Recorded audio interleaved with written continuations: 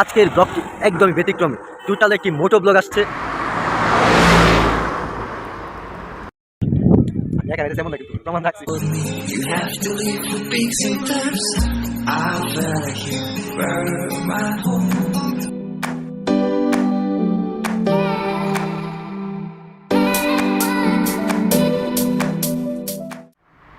এখন যখন সময় বিকাল 4টা, ঠিক তখন বাসা থেকে বের হয়েছি, সামনে ফ্রেন্ডকে রিসিভ করব এবং আজকে নতুন একটা প্ল্যান প্রোগ্রাম করেছি। প্রায় সময় আপনাদের সাথে বিভিন্ন রকম ব্লগ শেয়ার করি, কখনো কখনো বিভিন্ন ঐতিহাসিক স্থাপনা, অর্থাৎ বেশিরভাগ সময় বিভিন্ন ঐতিহাসিক স্থাপনা সম্পর্কে, যেমন রাজবাড়ি, বিভিন্ন শহরের অলিগলি, এই সম্পর্কিত ব্লগ ভিডিও নিয়ে আসি। কিন্তু আজকে টোটালি ডিফারেন্ট টাইপের, অর্থাৎ একটা মোটো ব্লগ নিয়ে আসার পরিকল্পনা করতেছিলাম বেশ কিছুদিন, কিন্তু আর আসা হচ্ছিল না। এখন যখন আবার ক্যামেরা অন করলাম, তখন টুক বাজার ক্রস করে আমরা চলে এসেছি বানার সেতুতে। এটা গাজীপুর এবং গফরগ অর্থাৎ ময়মনসিংহের মধ্যকার সংযোগকারী একমাত্র সেতু এই এরিয়াতে।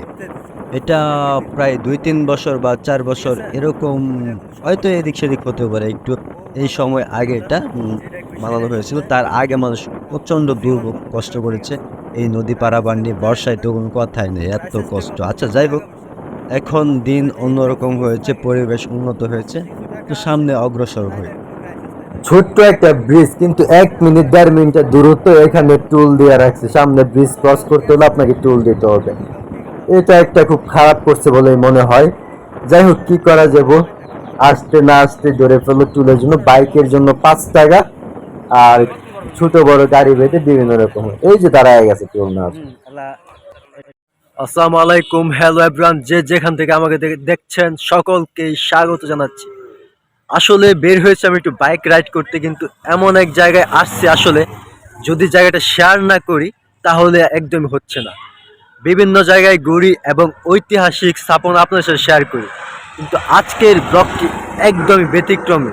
টোটাল একটি মোটো ব্লগ আসছে এবং কিছু স্ট্রেট ভিউ দেখাবো। এত সুন্দর রাস্তা, যেগুলো না দেখলে আসলে নিজেকে কি বলবো, এটা বলার আর ভাষা নাই। আপনার শুধু স্ট্রেট ভিউটাই দেখেন, আর ভালো লাগছে না কেমন লাগছে ফুলফিল শেয়ার করেন আমার সাথে। আর এই জায়গাটা টোটালি দেখতে অনেকটা নেকলি হাওরের মতো এরকম একটা ভাইব দেয়। এটা হচ্ছে পাগলা গফরগাঁও এই এরিয়াটা। এই যে এখানে অলরেডি বাইক রাখা আছে, এই বাইকে চড়তেছি এবং সাথে আজকের ব্লগের সাথে যিনি আছে তিনি হচ্ছে আমার ফ্রেন্ড আশাফুল। সে না থাকলে অবশ্যই এদিকে আসাই হতো না। তো এই হচ্ছে, সে আমার পাশে আছে। ওকে, তো স্ট্রেট ভিউটা উপভোগ করি এবং আমার সঙ্গে থাকুন, ফুল ভিউটা দেখেন এবং জানান আপনার কথা। বা যদি ফ্যামিলিতে নতুন হন তাহলে চ্যানেলটি সাবস্ক্রাইব করে দেবেন। এমনটাই প্রত্যাশা। প্রতিনিয়ত আসছি চমকপ্রদ সব ভিডিও নিয়ে। Thanks for watching. আবার যখন ক্যামেরা অন করলাম, তখন আমরা পাগলা বাজার ক্রস করে, পাগলা থানা ক্রস করে আরও কিছু সামনে চলে আসলাম। এখানে একটি চমৎকার রিসোর্ট বা কি বলে এটাকে, ক্যাফে রয়েছে, অর্থাৎ বাঁশ দিয়ে ধান ক্ষেতের উপরে রাস্তার সমতল করে একটা ক্যাফে তৈরি করা হয়েছে। এখানে বিভিন্ন রকমের বিভিন্ন আইটেম পাওয়া যায়। তো চলুন ভিতরে যাই এবং দেখি এবং জানি এখানে কি আছে এবং সৌন্দর্যটা আপনাদেরকে টোটালি উপরে। আসলে এই এরিয়াতে যে রাস্তাঘাট এত সুন্দর করেছে তা আমার একদমই জানা ছিল না। বেশ চমৎকার করে রাস্তাঘাট দেখেছি। এমনি সমতলে রাস্তাঘাট নির্মাণ করতে যে খরচ হয়, এই রাস্তাঘাটগুলো অর্থাৎ যে প্রচুর উঁচু করে মাটি ভরাট করে তারপর এখানে পিচ টিচ দিয়ে, অর্থাৎ যা লাগে আর এই রাস্তাগুলো তৈরি করতে মনে হয় 3-4 গুণ কিংবা আরও বেশি হতে পারে, এইরকম খরচ হয়। তবে এই এরিয়াতে এমন রাস্তা, এটা আমার একদম কল্পনার বাইরে ছিল, একদম পয়সা ওষুধ। আর বাপরে বাপ, রাস্তাঘাট যা করছে, কোনো অতিরিক্ত কোনো গাড়ি নাই, এই নাই সেই নেই, কোনো কিছুই ঝামেলা বলতে কিছুই নাই।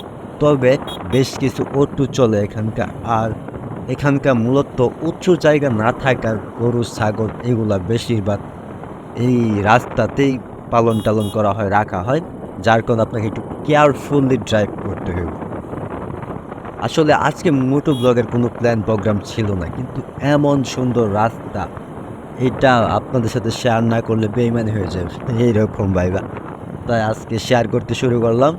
আর রাস্তাটা শুধু দেখেন, জাস্ট ওয়াও, চোখের শান্তি।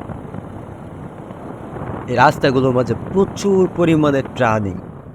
সাতকন্যা এই রিসোর্টটা বেশ সুন্দর। পানির উপরে যখন পানি ভরপুর হয় তখন এখানকার সৌন্দর্য আরো বহু গুণে বৃদ্ধি পায়। যে পাশে আরেকটি রিসোর্ট দেখা যাচ্ছে তৈরি করা হচ্ছে। বারবার রিসোর্ট বলে ফেলতেছি, রিসোর্ট বলতে বলতে আসলে এটা একটা ক্যাফে সিস্টেমের। এখানে বিভিন্ন ফুড আইটেম রয়েছে, আপনাকে টেস্ট করতে পারেন, চাউমিন টাউমিন এই সব আর কি।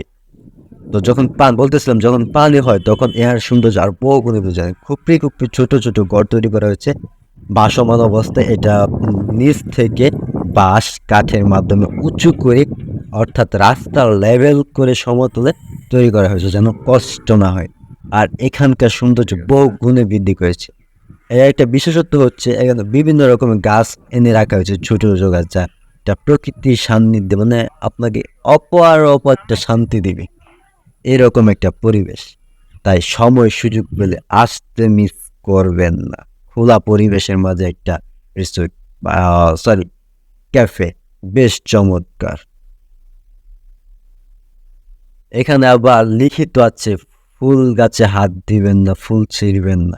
আসলে আমাদের নিজে থেকে সচেতন হতে হবে, লিখিত হয়ে কিছু হয় না। তো আপনার নিজেকে বুঝতে হবে কোনটা ভালো কোনটা খারাপ। এমন কিছু করা যাবে না যেটা পরিবেশের ক্ষতি হয়, সৌন্দর্য নষ্ট হয়।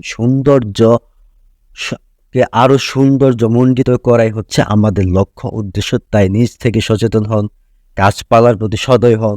যেখানে সেখানে আসলে পরিবেশ নষ্টের কোনো মানেই হয় না। তাই সৌন্দর্য দেখতে আসছি, সৌন্দর্য উপভোগ করে আজকের লোক। Finally, I'm not alone. Finally, I'm not alone. I learned one thing in life. You're the only who stays by your side. I want to hold you in my arms again. Just stay with me. That light just তেমন নাকি প্রমাণ রাখছি।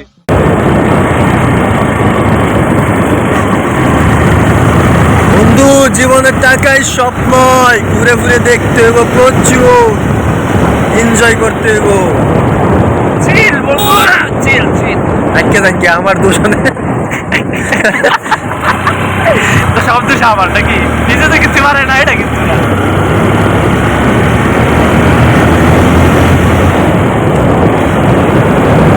আমি অনেকদিন আগে আসতাম এদিকে, বুঝছেন, এই প্রায় মনে 3-4 বছর আগে। তখন আসলে রাস্তাঘাট এমন ছিল না। তখন দেখছিলাম যে মাটি মুটি ফলতেছে, রাস্তার কাজ ধরতেছে, এমন একটা পরিবেশ ছিল। তো আজকে আয়া, বুঝছেন, পুরাই তো অবাক হয়ে গেছি। এত সুন্দর রাস্তা এমন করছে, এটা বলার বাইরে। আমি যে জানতাম যে এই সাইডটা এত সুন্দর রাস্তা, এরকম ভিউ, তাইলে আমি আরো আগে আইতাম, বুঝছেন। সত্যি সত্যি ত্রিমোহনী ব্রিজে একটা ব্রেক নিব এবং সেখানকার সৌন্দর্য আপনার দেখুন। সেখান থেকে অন্যরকম সৌন্দর্য বিরাজমান। একদিকে হচ্ছে শীতলক্ষা নদী, আরেকদিকে শাখা নদী, এবং এই নদীটির সামনে আরো দুটি শাখা, অর্থাৎ ওয়াও টাইপের একটা সিনারি, যেটা ভিউটা না দেখলে এই আপনার এই ব্লগ দেখাটা যেন অপরিপূর্ণ। পিছন যে দেখছেন না, ওই দিক দিয়ে জায়গা সোজা বর্মি, আর এই দিক দিয়ে সোজা টুকে। আর এই যে পিছনে পিছনে একটা চমৎকার মসজিদ আছে, বুঝছেন, এটা দেখাই। এই যে আমার পিছনে যে মসজিদ দেখা যাচ্ছে না, এটাই হচ্ছে আপনার কাচের মসজিদ কইতো আগে, বুঝছেন। মানে যখন পানি হয়, এটা ফুল ফিল মনে করেন, পানি উপরে উঠলে খুব সুন্দর দেখা যায়। আর এনে এই যেটা খেজুর গাছ দেখা যাচ্ছে না, এটা হচ্ছে আপনার প্লাস্টিকের, ঠিক আছে। এই সেখানকার পরিবেশ আমি অনেক আগে একবার আসলাম, খুব সুন্দর জায়গাটা।